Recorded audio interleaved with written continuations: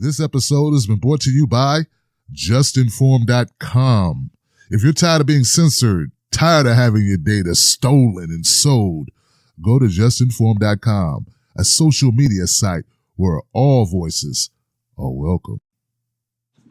So, Hillary Clinton's BlackBerry was actually hacked by the Chinese, according to Peter Strzok's mistress, love interest, and former FBI employee. So according to the Truth Pundit, Peter Strzok's mistress, Lisa Page, who testified behind closed doors, as many of you all know, about her role in what has been called Operation Crossfire Hurricane. That is a very, very specific name for an operation. But let's continue.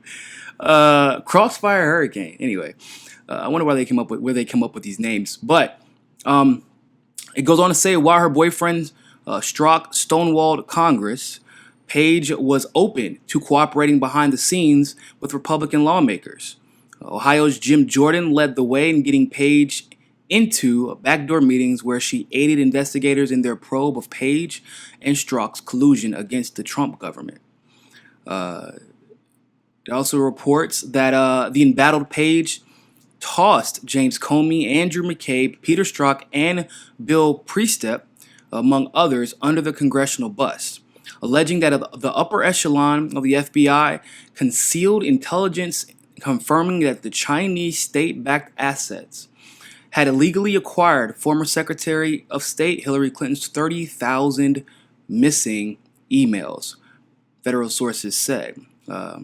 The Russians didn't do it, the Chinese did, according to well-placed FBI sources. Now, that would be an interesting development. However, I don't think that it's wrong.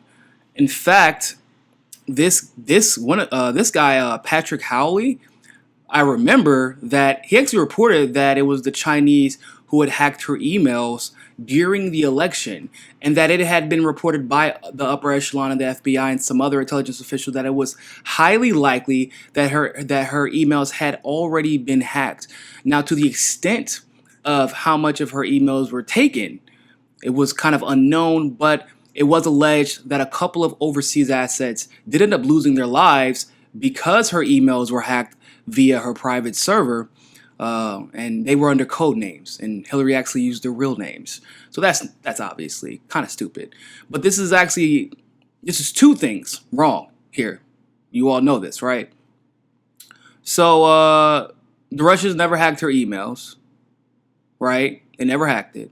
And according to the FBI, according to Lisa Page and the FBI, the Chinese did, which means that her unsecured private server based out of her bathroom in New York was hacked by what we kind of, even though we consider them an ally, really when it comes to competition, they are considered I won't say an enemy, but an adversary.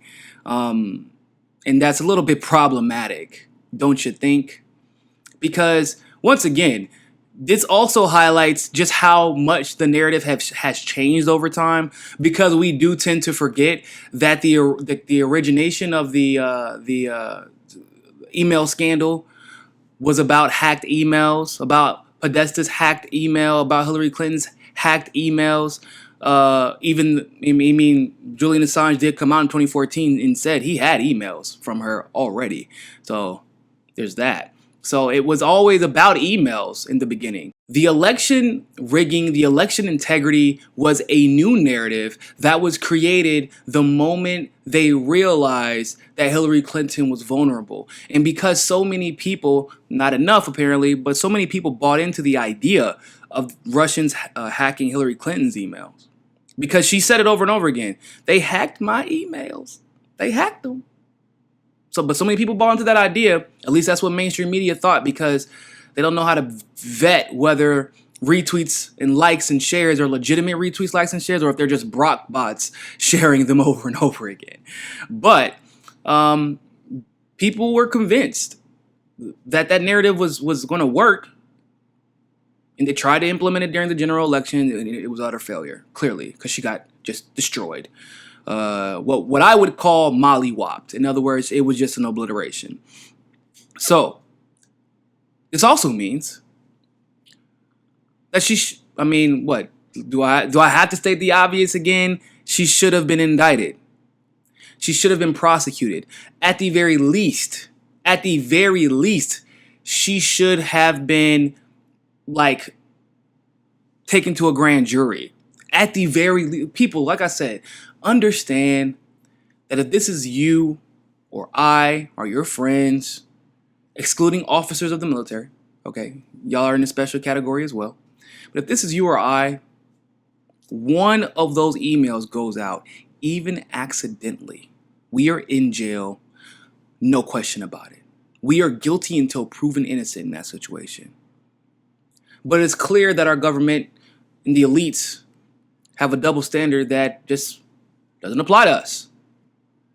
But this article, at the very bare minimum, once again, just casts more doubt. It casts more doubt on the Russian narrative than there already is. I would love to know your thoughts about this.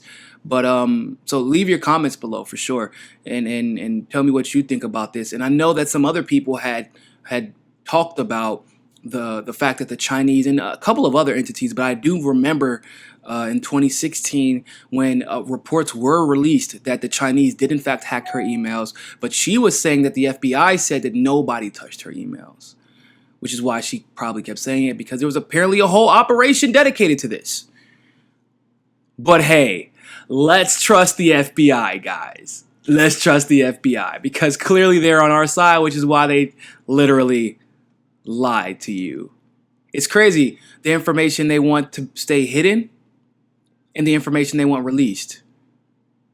Like I say over and over again, they hide information like this, but then they tell you that they are trying to seriously investigate election hacking by the Russians by announcing indictments to the entire world. Therefore, they're not going to come. They're not going to just come, be indicted, sit through a kangaroo court in the banana republic of all banana republics, and go to jail for your political agenda. But that's what they want. They don't want any of this to go to discovery, which is why they continue to either do one of two things. They indict people like Manafort on something legitimate, because he legitimately committed crimes, like international real estate stuff, like nothing like insane, just basic oligarch 1%er stuff, unfortunately. Sad that we had to say like the basic stuff, the basic money laundering schemes. But they either bring people like Manafort, who they can silence easily, charge on something that is legitimate, but not connected at all, because Manafort's charges from 2013 and 2014, Mueller wasn't even in charge of that investigation. But also, they indict people who literally they're not coming back. They're not coming back. Because they don't ever want this to go into discovery. And make no mistake about that. Which is why you still have not seen Julian Assange indicted.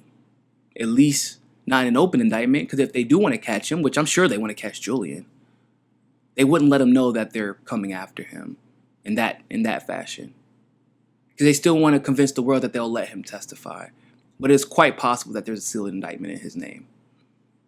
But that also, once again, goes to show you that they're not serious about this investigation, because if they have a sealed indictment for Julian Assange and yet have open indictment for these Russians that are never going to be here, they're controlling the narrative. That's what that is. Thanks for tuning into that segment of Mika Says Su Casa. Make sure that you subscribe. If you can, support the network by going to our Patreon link, which you can find in the description below.